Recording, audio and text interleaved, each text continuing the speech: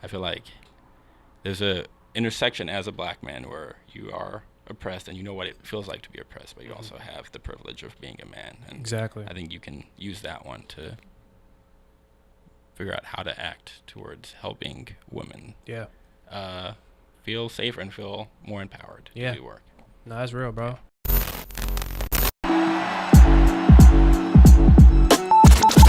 Yo, what up? It's your boy Rabino. And this DJ in the building. And you listening to the UpNUp Podcast. Yeah. Wait, what are we doing? I don't know, just listen.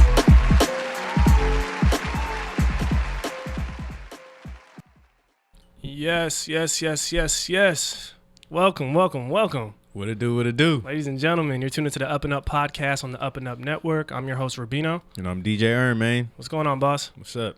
I'm good, bro. I'm feeling good. I'm feeling blessed. I feel you. Highly favored. How you feeling? No, I'm feeling good, man. Yeah? Yeah. Summertime. Come on. Yeah. Summer. Yeah, nice shirt, too. Oh, yeah, the Rose Bowl, man. Mm-hmm. 98 was a good year. Mm-hmm. Yeah, I wasn't out there, though. Yeah, me it was either. wild. Shout out to Go Cougs, man. Go Cougs, man.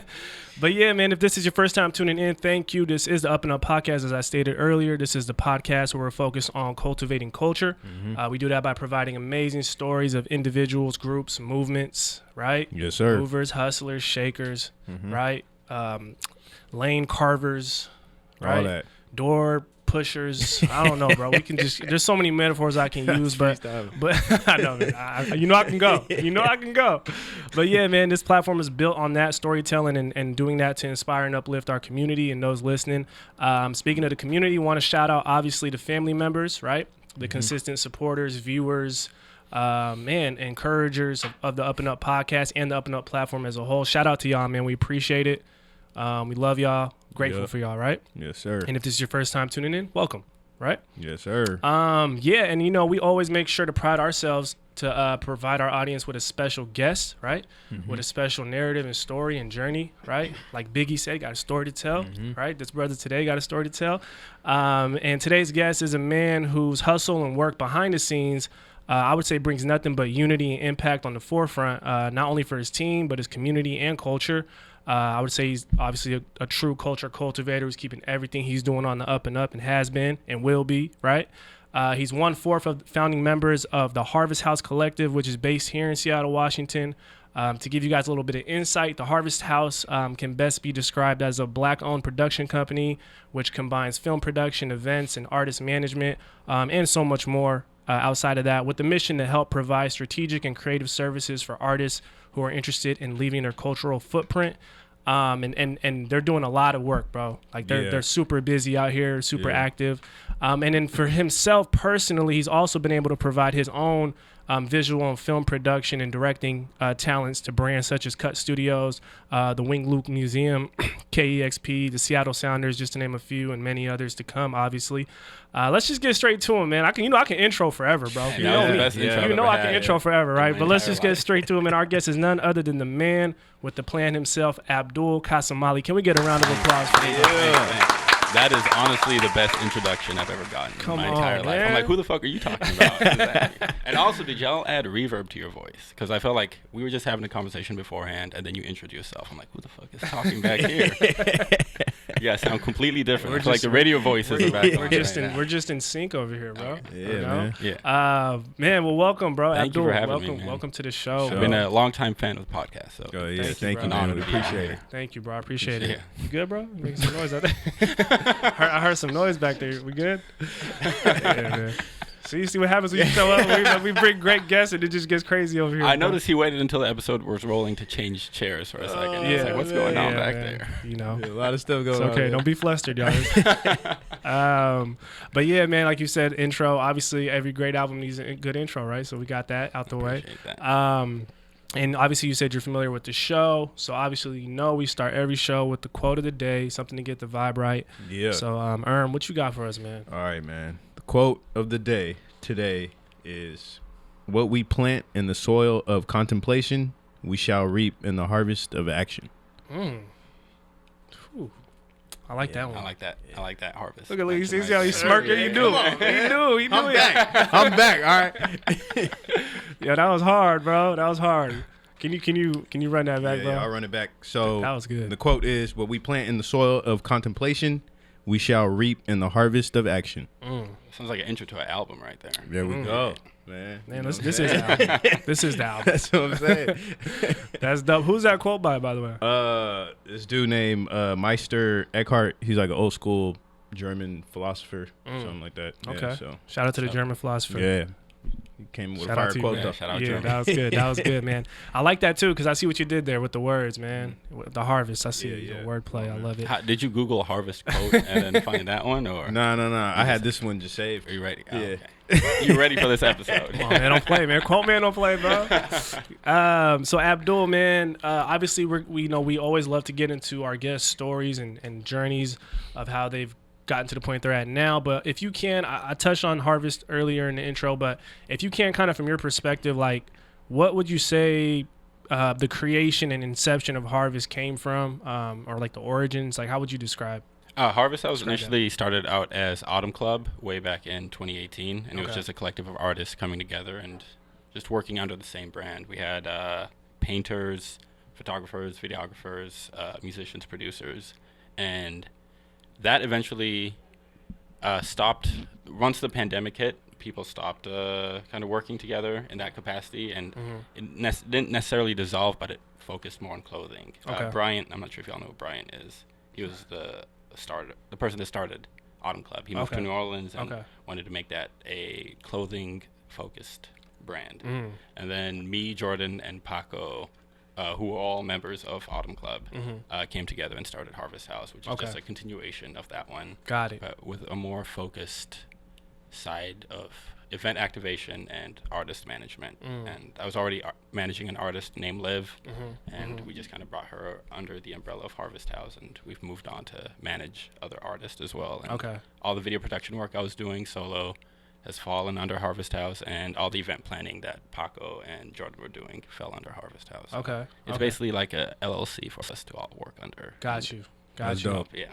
Seems like a natural transitional period, right? Yeah. That just happened. Okay. And we have a lot of people affiliated with Harvest House that help, like work under Harvest House and work with us. We help them, they help us. Got you. The main four members are me, Paco, DJ S.A. Pax, Jordan Butler, and Shifite. Got you. Shout out to them, man. Shout out to them, man, for That's sure. dope.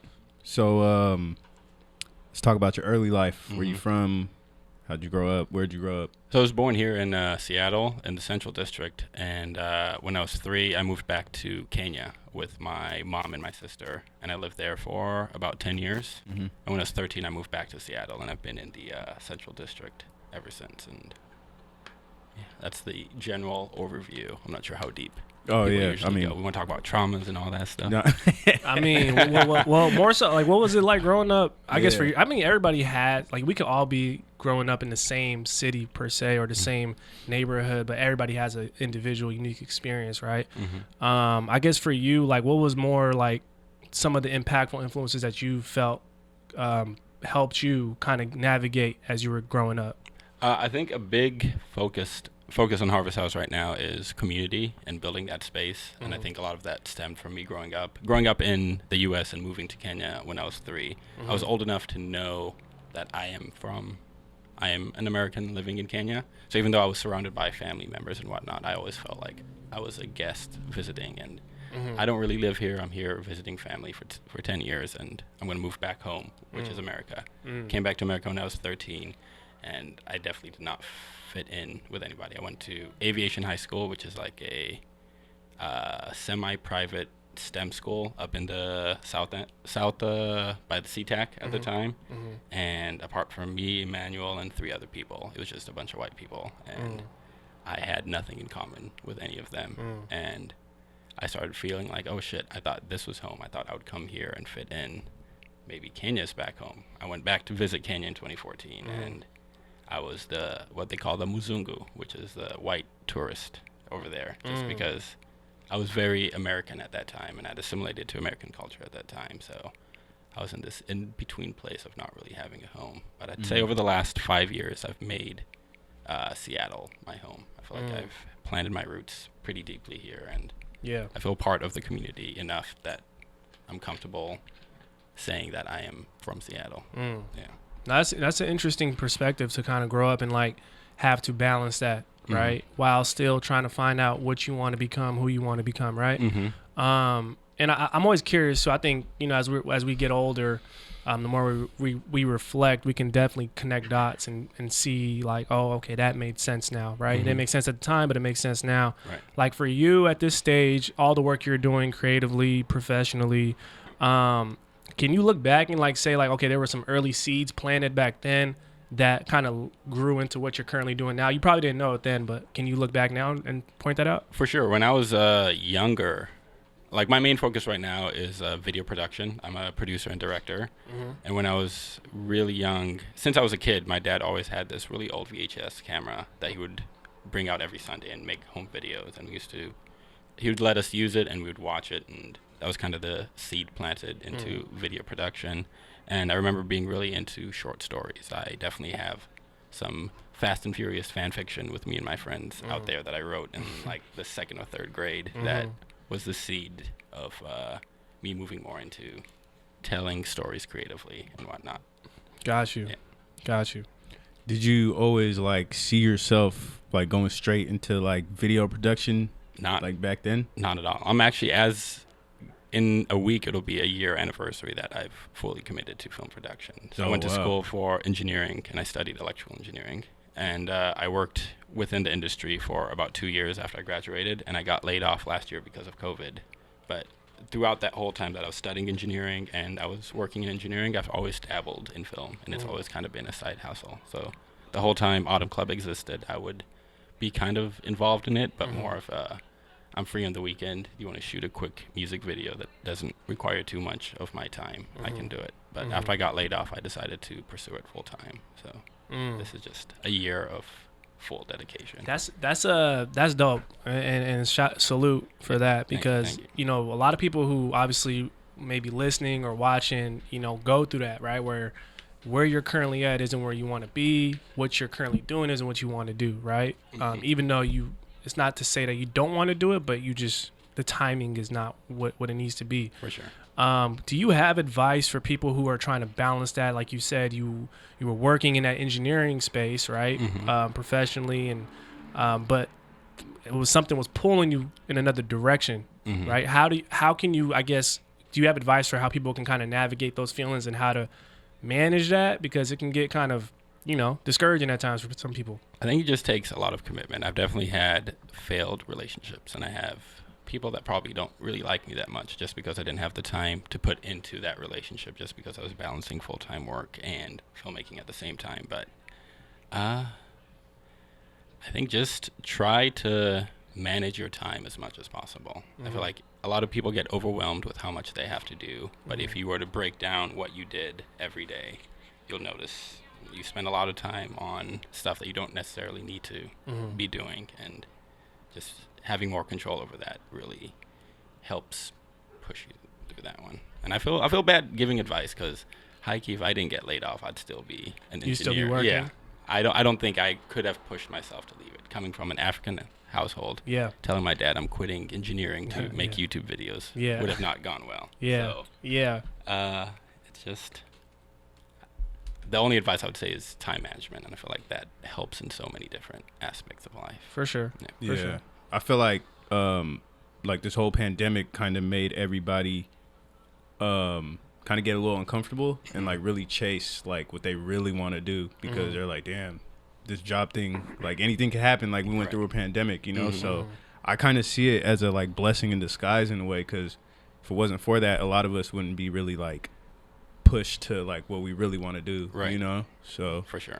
I don't know. That's No, that's something real. I wanted to think about, And that time management is real too, right? Because you can still do what you want to do. Right. If you know what I mean, we got 24 hours in a day, right? So you're only at whatever your job is for a specific time of the day, and what are you doing with the rest of that time, right? Exactly. So like while you were working in engineering, I'm assuming when you clock out, you're probably clocking back into other projects, right? Yeah, and probably shouldn't say this, but sometimes as I was clocked in with engineering, I was doing Yeah, we call that finesse. Actually, another piece of advice that I just thought of right now that might relate to some people is, within the African community, there is this incentive to stay at home and live at home to save money. And growing up in the U.S., especially growing up as a man in the U.S., it's always a little belittling to be 26 and living with your dad. But I lived with my parents I lived with my dad specifically until I was 26 and was able to save a lot of money. And I feel like the reason I'm able to do what I am able to do today was because of choosing not to move out at 18 and go out struggling and just save up and be smart about how I was using my money. So it sucks. If you're living at home now, I know it sucks, but it will definitely pay off in the long run. Yeah. It's all about decision making. I think make the best decision for what works best for you, right, and what you want to do. YOLO, man. You only got one life, for real. Straight up. Bro. Yeah, that's a commercial right there. Man. And so you talked about it. So you went to school for engineering, right? You went to that one school over there. Yeah, that one right That down one the school. street. Okay. Yeah. I don't know how to say the The name purple of it. The purple one. Oh, The purple yeah. one. No. I went to Seattle U. Oh, you went to Seattle U? Okay, Yeah, okay, cool. okay. Seattle Oh, yeah, University. cool. Okay, shout out to Seattle University, man. Yeah, we don't really mess with the up, purple school over there. For some reason, I thought you went to UW. Okay, cool. Well, I got, funny you mentioned that. I got Facebook reminds you of what happens years ago. Yeah. So I got accepted into UW, and I remember Emmanuel made a post like, oh my God, all my brothers finally made it. I'm happy to welcome one more brother to the dog pack. And I was like, I got some bad news to tell you, bro. You should have checked with you first before you made that post. Well, regardless of whatever university or higher learning institution you went to, there's a lot of people who listen to this show and watch it who are currently students, right? Currently going through that process and going through that journey. You talked about it, right? Graduating and being able to kind of land a job in, the field in which you studied. But like that post-transition, right? That post-grad transition is it's a unique one, right? Do you have advice for people who are going to be soon approaching that in terms of how to really just, I guess, make that a little more easier transition for them? You still got to go through your shit, but yeah, I think just mentally prepare for being in full control over you. I feel like until you graduate, you have 16 years of structured school where all right, fall time's going to hit, summertime's going to hit, and I have these goals that I'm going to hit that is laid out for you. You're a kid. Not much is expected to you. As soon as you graduate and you get into the job force, you can do that same job for 40 years if you like it or you hate it and be stuck in that situation. And unless you are adamant about making moves towards progressing your career or finding other avenues to fulfill yourself, you'll be stuck in this loop of just, there's nobody else pushing me to do anything else. I can just get by doing this. And it's important to be aware of that impending situation happening and just try to tap in with your community as much as possible, because you'll be surprised. A lot of the people I work with today were friends that I never thought I would be working with, and it's just people that I would hang out with all the time. And that's real. Our interest intersected in a way that we were both able to find fulfillment outside of work That's way. real. So No, that's real. start tapping in right now. For sure. If you can. I like that. Yeah. I like that. That's good advice. Yeah. So, I know you kind of touched on it already, but what was like the full, I guess, how'd you get the ball rolling for Harvest House? It was a lot of pandemic work and a lot of, can we curse on this? Do you, bro? Do whatever. A lot of shitty fucking, those live DJ live streams that people did? All the 7 words that we shouldn't be saying. Those live stream sets that people used to do during quarantine? Yeah. We did that consistently for I think 15 weeks. Yeah, you did it for some DJs. I saw that. Yep. That was dope. As much as we showed it as something that we love to do, we hated it. We just show up to this place, everyone's wearing a mask, there's like 5 people in the room listening to music, and everybody's wondering like, what's the point of all of this? And through that one, we were able to build connections with places like the Station and what used to be Cafe Avol. They recently moved, so they're not available, and Boon Boona and all that places. So now that events are like, things are back open, they remember us from that time, and we've been able to throw functions for them and activate spaces that collaborate with them a lot. So y'all been activating a lot of spaces, bro. It's been this was my first week off in like 3 weeks of not doing these events, and my body is y'all had one last night, the wine R&B. The wine R&B, that was a bit more low key. But that was hard. thank you, man. Yeah, Thank you. Yeah. I love R&B. Anything R&B is like. Y'all we're doing that every Tuesday. It's every Tuesday. Yeah. I'm definitely gonna pull up tomorrow. And we got performances coming up. Say less. Oh wow. Yeah, I'm there. You want to talk about your 401ks over some wine? This is the place to be. Wow. You gonna talk about 401ks? I mean, yeah. with Usher playing in the background. Hey man, whatever works. That's what I'm saying. Now, I'm glad you brought it up. So with Harvest, so obviously you guys kind of took the pandemic to be able to start mapping out some plans. Mm-hmm. I'm curious though, because you guys are very multifaceted, with events, music management, film, and you got a lot of people who you are collaborating with. How do you guys go about balancing that, right? And being able to like delegate tasks, and you got a lot of people who have their own way of thinking, and how do you guys kind of keep that centered into Harvest, you know? I think you said it. I was going to say delegating until you said it, but Okay. delegation is key. Like I've found my lane, which is focusing on film work, and I help out with events when needed. Okay. A lot of these times I get a text like, we have this event at night, pull up, and I had no idea what was going on. Just because I know what I'm good at and I know what I should be focusing on. Jordan and Paco get to focus more on the event activation. Paco mostly on the DJ sets and curating and bringing the people, and Jordan dealing with the actual event owners and whatnot. Got and you. Talking all that one and dealing with the financials of all of that one. And we have somebody that's recently been helping us. Her name is Kyla May. Okay. She officially runs our social media for now. Okay. So being able to delegate as much as possible, and I think initially there's that this is my company, I want to make sure that I'm touching everything and everything has input from me. But we did that for a little bit. Me and Jordan did that for a bit, and we definitely burnt out doing a lot of spreadsheets that we didn't really care about and just doing stuff that didn't really mean anything to us. So being able to find people passionate about it, delegate it, and make sure that you're checking in with the people. So if we're giving somebody a task to do, make sure it's something that they actually want to do, and it's not something that they're doing for the sake of doing it, because they're going to get burnt out eventually. So it's a lot of the stuff I learned through project management at my engineering job is kind of translating into this, and it's just a lot of making sure your people are happy and good. Got you. Yeah. Got you. Yeah. No, I mean, it's a tough job though, right? Because I mean, a lot of people throw events and they want to do events and they want to curate events and stuff. But what I notice is like there has to be something that's continuously pushing you, because everything's not gonna hit, right? For sure. Every shot you shoot is not gonna go in.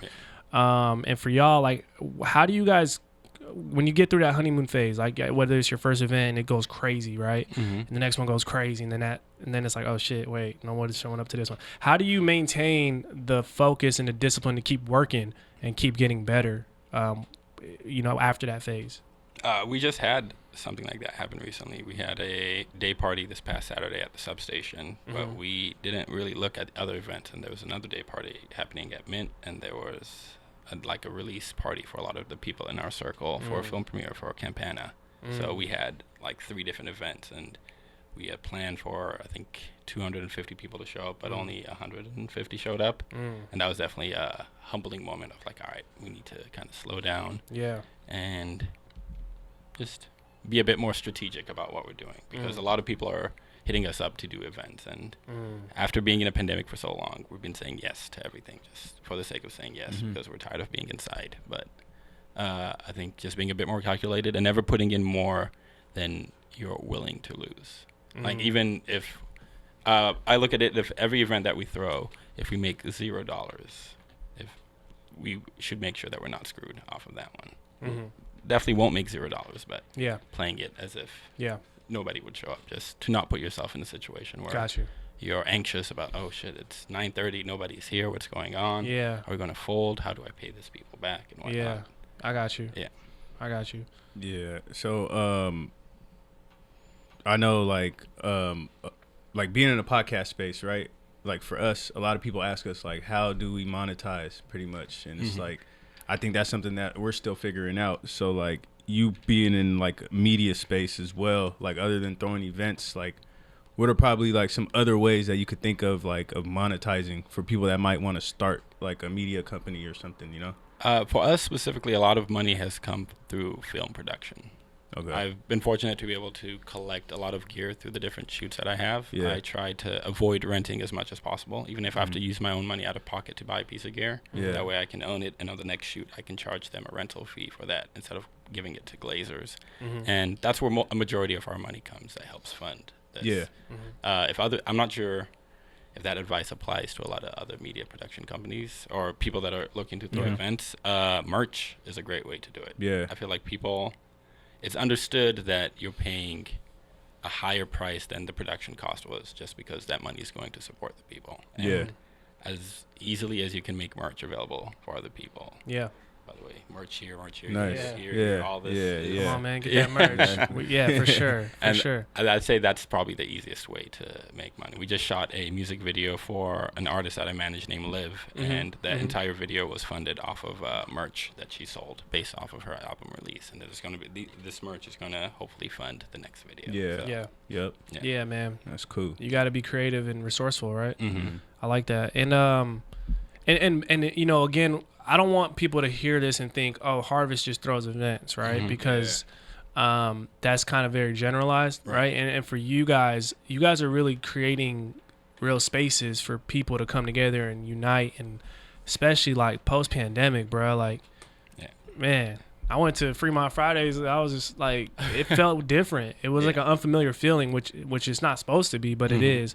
Can you talk a little bit about some of the impact you guys have been making through your events, like that you've seen or you guys have seen from the people themselves? It's definitely a long time coming. We've been talking about doing these events for the longest time, and even the people that come to events a lot are people that we met during the pandemic, and we're like, oh, I can't shake your hand. I'll give you an elbow bump, but in 5 months we'll party together. And I feel like is a good release for a lot of people. Because a lot of people that come to these events have daytime jobs and have other stuff that are maybe taking their time away from what they want to do. So to be able to come to a place that we try to make as safe as possible by making sure that, there's no sus shit happening. And everybody there is kind of looked at. And if we find out like something weird is happening, we will address it. And just make sure there's a safe space specifically for women, because there's not that many safe spaces out there. So the more that you can provide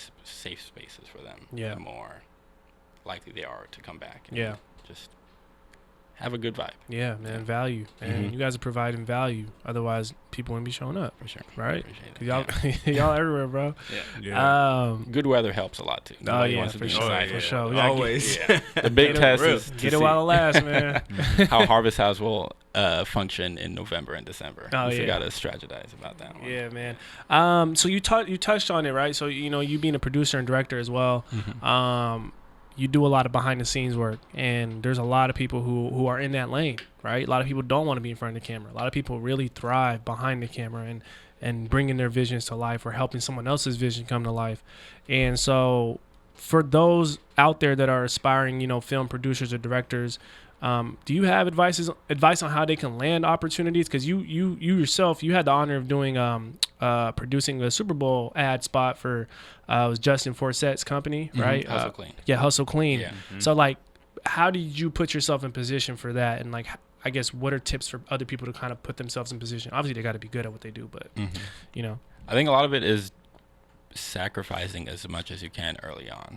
What I've noticed with as a producer, I get to hire a lot of the staff. So whenever like Cut asks me to produce something, I get to bring on my own people to work behind the camera.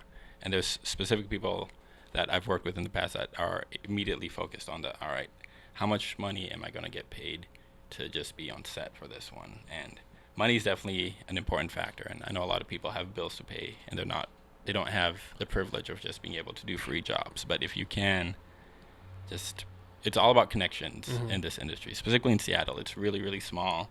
And if you know 5 people, you know everybody in the industry through some degrees of separation. Yeah. So just having a great attitude and being able to sacrifice pay to work on projects to get that experience. And when you're on set, try to learn as much as possible.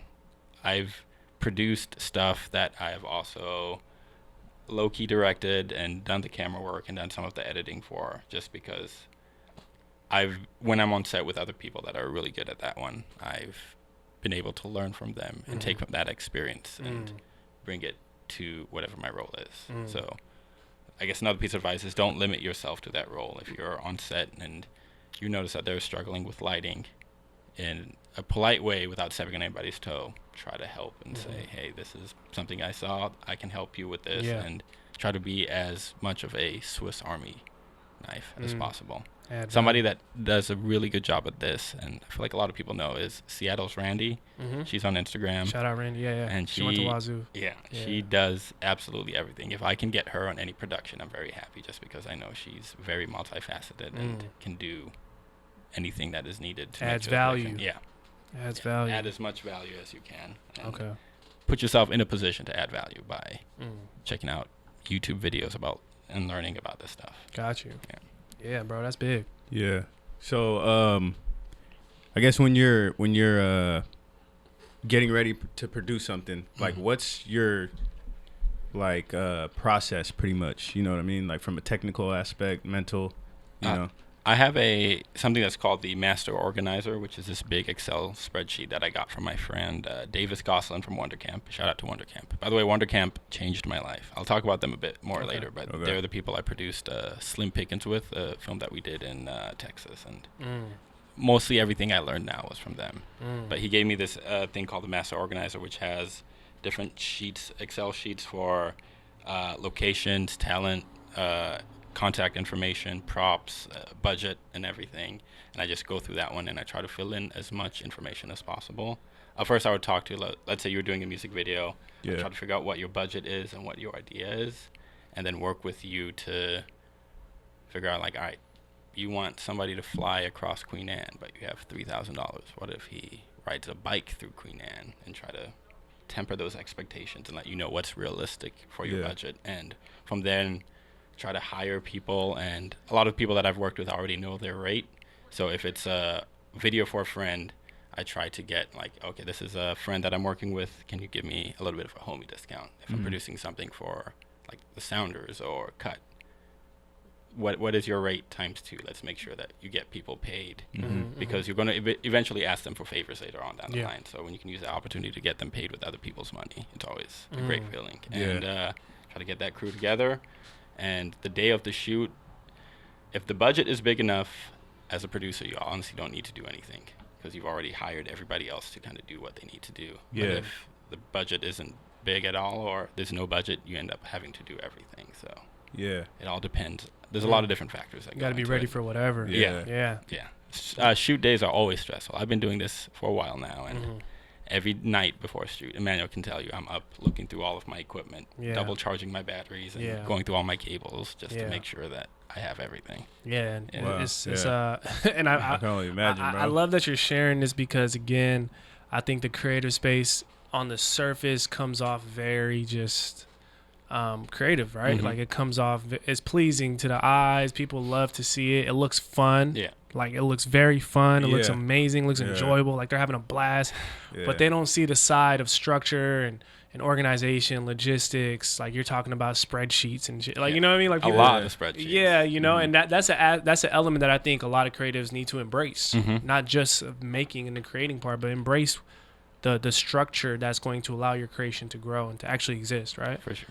I sometimes hate posting the work that I do on Instagram, just because I've had many people come up to me. It's like, oh my God, since you made your switch from engineering to filmmaking, you're having the greatest time. Everything looks so fun. They don't know all of the shit. Like every video that I've posted, I have a shitty story that went behind something that happened on that set, or something that happened to lead up to that video. And I feel like I might be part of the problem of glamorizing the process or glamorizing filmmaking. It's tough, man. Yeah, because you got to show it. You got to show your work. Yeah, you got to get people to see it so they can gauge interest, be invested in it. But I just kind of like, I accepted a long time ago, like, bro, people ain't gonna have context. Like no matter what, like, it's just context is never. They'll never get the full context, right? Unless they like sit there and you tell them, right? Yeah. So, and I feel like that translates through so many different factors. I've been able to work with some people on some people with bigger stature, like working with NFL players and whatnot. Yeah. And getting to talk to them. And I feel like everybody imagines their life being one way, but when you have a conversation, you break down the shit that they have to go through every day. Yeah. At the end of the day, they're regular people that have to do crazy shit. And just because, you know, their paycheck's a little bigger than us, we assume that everything is fine. Yeah. They still got to put their shoes and socks on like everybody else, right? Yeah. For real, Literally, man. Mm-hmm. I thought it was crazy. I think one of the best shows that can describe that is The Sopranos for me. Really? Yeah, literally. It's like I watched that show. I was like, oh shit, he got real life problems. I've never watched. Jordan's been trying to get me to watch. Oh, it. you gotta I've watch never it. It's a watched classic. Yeah. It's really like dope. It just humanizes the mafia for real. That's the best I can put it in a nutshell. If you're listening, go watch Sopranos. It's a good show. This episode's brought to you by The Sopranos. So yeah, man. Shout out to them. And then getting into, so we talked a little bit about some of the impact that Harvest has been able to make, and you know, me following the movement and seeing a lot of the work you guys have been doing. One thing that I've noticed, which is one of the dopest things you guys have been doing, is being able to create spaces and opportunities for Black women, like specifically, right? Whether that's Your Artist Live, Just Moni, and then Black in the City podcast, right? Like, seems like you guys are finding ways to put Black women at the forefront of a lot of your work. Can you talk a little bit about why that's important for y'all and why y'all stress that? It kind of just happened that way. Okay. That's a very underwhelming answer, I know. But yeah. like Liv is somebody that I've worked with in the past. Okay. And before I managed her, I knew her. Moni and Jordan have been friends for a really long time. Got and it. so has Keita, Sierra, and Jordan have been been at the time. And I feel like we're definitely a bit more intentional about it after last year. There was a lot of talk about how white people can be allies to Black people, and it kind of made us think as straight men, how can we be allies specifically to queer women and queer Black women? And I think we just try to be as intentional about representation as possible.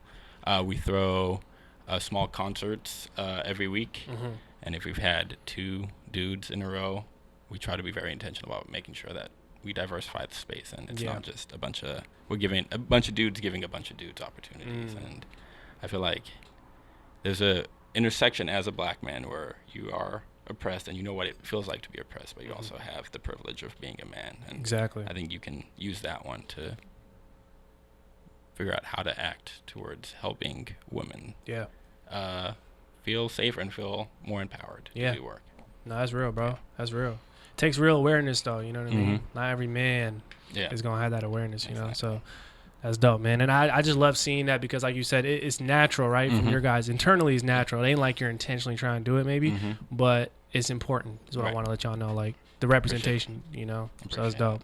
Yeah. So I also wanted to ask you, like, what's your creative process when like coming up with ideas for events? I guess more of the like not obvious ones, like an album release. Like obviously somebody's gonna drop an album, so you have an album release party. But like even the R&B events and everything like that. Like how do you guys like? What's the conversation behind closed doors? That's mostly Paco's our events.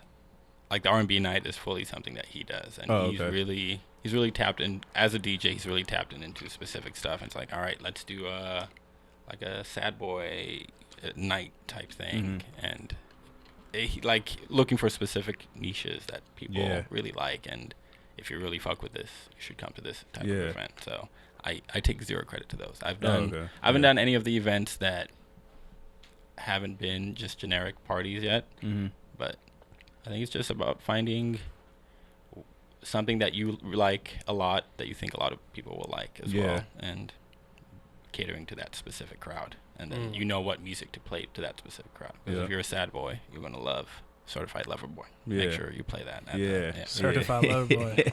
That's that one album that was supposed to come out, right? Oh, we got an exclusive copy It's of never it. coming out. Oh, you did? Yeah, if you come to Harvest House events, we play it every time. That's what's up, man. Bro. And again, salute to y'all for the work y'all been doing, man. It's I don't know, it's just dope, man. You know, like from creative to another creative, it's like I notice like we can sometimes get in our own way too, right? And I think that goes for honestly for everything. So, how do you go about navigating that? Because I feel like that's something I had to learn too. Is like sometimes you got to get out of your own way, right? No one's blocking you from getting this creation out or getting this project done. How do you navigate that when you find those moments? Honestly, a lot of my life has changed since working with Jordan. Jordan is like my right-hand man and basically has access to my calendar. He knows the key code to get into my house, and having somebody there to keep me accountable. And like I get in my own head a lot about ideas, because you come up with an idea as soon as you wake up. You're like, oh, this is the greatest dream I've had. Let's turn this to a video by 9 p.m. By 9 a.m., you think it's the worst thing ever. But being able to have somebody there, like, hey, remember that one thing you told me about? Well, it's time to shoot it, or time to get the ball rolling on it. It's been a month. Really holds me accountable to make sure that I actually get stuff done. And even if it turns out not to be the greatest thing ever, at least it was an idea that sat in my head for the longest time. Yeah. And if you can, try to find a partner in crime, no matter what you do, just having that other person to lean on and be able to delegate tasks to, and also help them out. Yeah. And whatnot. And just vent. Yeah, vent. It helps. It helps. No, you're right, though. A lot. Yeah. Nah, for sure. And half of the battle is that, because it's subjective, right? You don't know how people are going to react to what you're putting out. Might be the best shit in the world to someone else. Yeah. You might not felt that way when you put it out. So, yeah, advice to anybody out there, man, just put it out. Yeah. Just release it, man. And don't let view counts discourage you. I've definitely put in hundreds of hours to 50 view videos that I feel like deserve more credit, but it's just part of your reel. And even if only 50 people watch it, it just takes one person to watch it and say, hey, let's bring them on to the next project. No, I'm glad you brought that, because that's a big topic. I think a lot of people get too caught up in what I like to say consumer-facing metrics, right? Like the consumer-facing metrics there's a reason consumers can see those metrics, right? They don't matter as much as it shouldn't matter as much, right? Definitely. So for creators out there, man, like those don't dictate the value and the quality in which you're putting out. Exactly. So that's a good message. For sure. Don't let view counts and egotistical, like smaller ego related stuff stop you from doing what really makes you happy. The way I describe it is like, man, at the end of the day, like the goal is to connect to people. If you are connecting to people, you're doing right. You're doing good work, right? Right. For sure. That's just simple. Straight up, bro. And then try to connect to as many people as you can. That's the second quote of the day right there. Come on, man. Is it? Oh, can we get that? Can I get that? I'll give it to you, bro. You got it. I'll just let you know, they don't ever let me tell quotes on this show. So. Thank you. I appreciate you for that, Abdul. Thank you, bro. We talked about that earlier. That was a whole setup. So it's the only way you're going to get on the show, bro. Just give me a moment to tell a quote.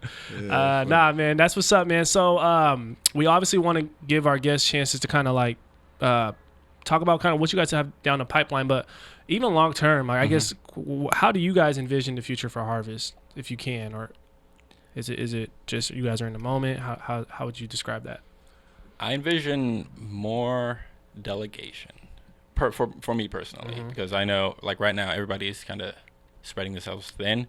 We obviously want to grow, but we want to scale with that growth and not turn into just a bunch of random people doing a bunch of random things. So finding a way to delegate the right tasks to the right people and still be involved, but not have to spend a whole day making a flyer. We can just have somebody do that one and worry about the finance. If I get somebody to do my taxes, I'll be a very happy man. But I think it's just we're very happy where we are. We want to grow, but scale accordingly and make sure we don't lose what it is that makes it special, because we're still not really sure what makes it special. The essence. Yeah. I feel that. That's super important. Yeah, and maybe move not move out of Seattle, but do more events around. Like me and Jordan. Yeah, me and Jordan are going to LA next week to hopefully make some more connections, and we have a specific project we're working on. But our main goal is to meet with some places and maybe do some events out there. Okay. Slowly expansion. I love it. Hell yeah, man. I love it. That sounds dope. Where can everybody find you on social media? You can find Harvest us House at Harvest House, the way it's written on this and everything else that you see around. I'm personally on Instagram as Arctic Klondike. It's a stupid name I made up in the 10th grade. It's all good. Typed in the letter A and a bunch of other letters. It autocorrected to Arctic. Sorry, man. Social media is stupid overall. It's all- That's cool. I'm joking. So you can find me on Arctic Klondike. We do have a couple events coming out. We have Yeah, talk about those, Yeah, man. talk about those too. we have an event coming out this Friday. I don't think this will be out in time, but on the 23rd, Rel Be Free, Issam Muhammad, and Fifth House are going to be performing at the Clock Out Lounge. Okay, shout out to Rel. Shout Yeah. out to Isam. Yes, It's sir. his birthday today. Happy birthday, Rel. Okay, Hey. happy birthday, Rel. Those are birthday, Up man. and Up Podcast alumni too. Oh, yeah, Yeah, for sure. Shout out to them. We have it's not affiliated with HRVST House, but we made a cameo in his Rainier Abs music video. It came out today. So shout out. This is basically a Rel shout out at this point. Yeah, man. Yeah. Shout out Rel, for man. Sure, yeah. And every Tuesday at the station, we have R&B nights with some live R&B performances here and there. Every Thursday at Mint, in Mint Lounge, we co-host the Afro reggaeton nights with DJ Lace. Okay. That's, All right. Reggaeton nights. Yeah, huh? yeah, you should There come we out. go. We had our first one last week, and that shit was crazy. It was Yeah. jumping? Oh, yeah. Crazy. Like what you're Oh, talking so about. we outside Yeah, now. yeah. Yeah, Okay. we were fully outside. When you talk about people being ready to be outside for the pandemic, that's it. Okay. This Yeah. is Seattle's outside, y'all. Seattle's outside. Yeah, Okay. for sure. I'm about to go outside And too. we're at Taco Yeah. City Monday, Tuesday, Wednesday, and Thursday, and hopefully sleep at some point. That week. Yeah.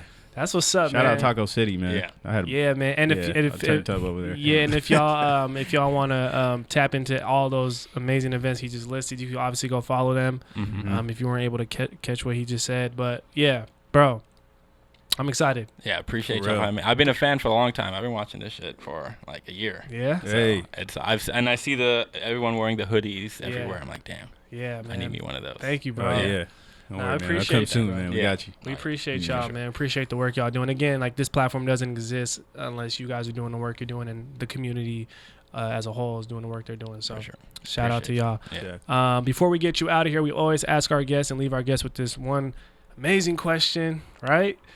So if you can, my brother, what is one word to describe what keeps you on the up and up, and why? Community. I've not had community for a while, and I definitely know I wouldn't be as fulfilled as I am right now if it wasn't for my community. So shout out to them. Yeah. Just real. like that, Yeah. straight like that, Yeah. straight Is that like quote, that. Quote number 3. Or is Hey, that, no. Come on, man. Everybody here on this table got a quote? All right, man. I can, Shit, anybody else got a quote back here? here? Nah, man, that's powerful. Community, man. Mhm. When Yeah. none of this is possible without community. Exactly. And again, man, Abdul, shout out to y'all, man. HRVST House as a whole, everybody that's involved with the work you guys are doing, the events, the impact. You guys are just bubbling, just starting out. So excited, man. You got support with us moving forward, obviously. Appreciate Always. that. Yeah. Future. I host a Up and Up table at Mint Lounge. Come on. sometimes, Oh, yeah. Oh, yeah. Let's Oh, get man, that we'll pull going. up. You Yeah. just said it. You All just said it, good. y'all heard him. All right. But yeah, man, with that being said, I think it's safe to say Abdul Kassamali and the whole HRVST House team as a whole are officially members of the Up and Up. Can we get a round of Yeah. applause, man? Yes, sir. Yes, sir. Thank you. Yes, sir. Bro. I appreciate you, dog. I appreciate you, man. Yes, sir. To continue supporting the podcast and the entire Up and Up movement, be sure to rate, review, like, and subscribe. As well as follow us at _ the Up and Up on all social media platforms to stay connected with everything the Up and Up has coming your way. Thanks for listening, and until the next one. Keep it on the Up and Up.